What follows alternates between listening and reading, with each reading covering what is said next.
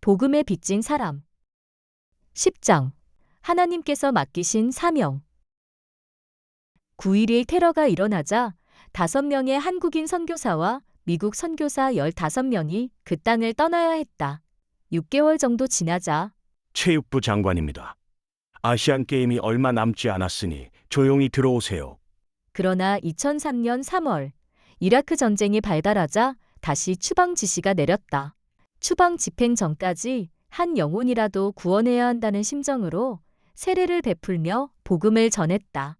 아, 우리를 구원하시려는 주님의 마음은 얼마나 절실하셨을까? 우리 가족 중 추방자 명단에 오른 사람은 나 한 명뿐이다. 왜 당신만? 여자와 아이들의 역할은 대수롭지 않게 여기는 남성주의 사회라 그런가 봐. 우즈베키스탄 타시켄트 국제공항. 나오지 말라니까. 너희들 무릎 전도사 말 잘 들으면서 지내야 해.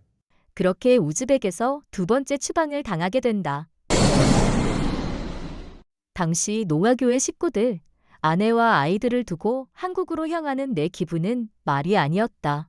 모든 것을 다 바쳐 선교했는데 가족들은 병을 얻었고 나는 이렇게 추방당하다니. 대체 이게 뭔 꼴이지? 마치 하나님께 이용만 당하고 내쫓긴 꼴 아냐? 이제 선교고 뭐고 다 그만두고 싶다. 한국에 도착해서도 하나님을 향한 불평, 불만이 그치지 않았다. 그러던 어느 날 허!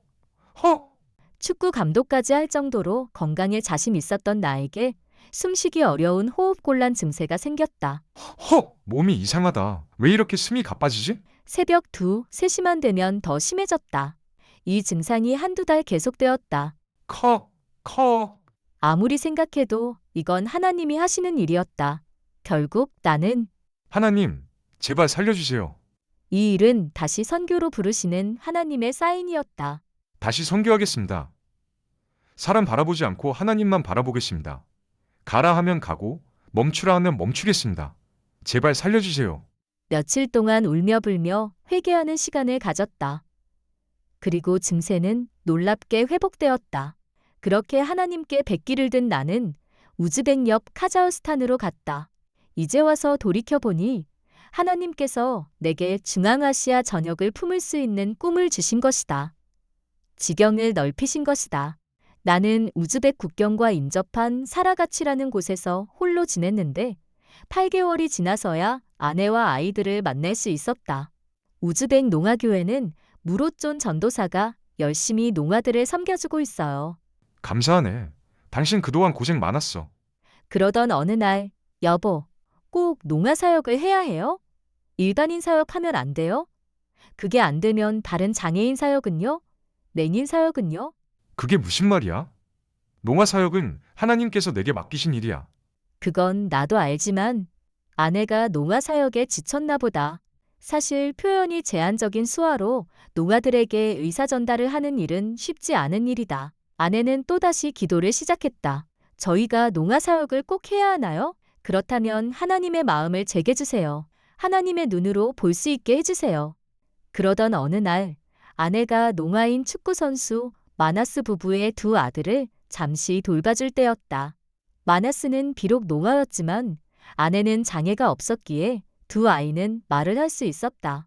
아유, 저 장난꾸러기들. 아직 어려서 말을 잘 못하는 다윗이 숨이 막혀 발버둥 치고 있었다. 요하나, 동생을 괴롭히면 어떻게 해? 괜찮아? 그런데 그 순간 이것이 나의 마음이다. 말 못하고 힘들어하는 작은 자 하나에게 눈을 떼지 못하고 옆에서 도와주고 싶어하는 것이 바로 하나님의 마음이구나. 그 후로 아내는 더 이상 농아 사역에 대한 의문을 제기하지 않았다. 농아인들은 대화를 해보지 않는 이상 농아라는 사실을 알아차리기 어렵다. 그래서 그런지 농아 스스로도 본인이 장애인이란 사실을 인정하지 않으려는 경향이 있다. 스스로 정상인이 아니지만 장애인도 아니라고 생각하기에 현실과 인식의 차이가 커서 현실 참여가 어렵다. 이런 이유로 이들을 이중장애를 가졌다고 한다.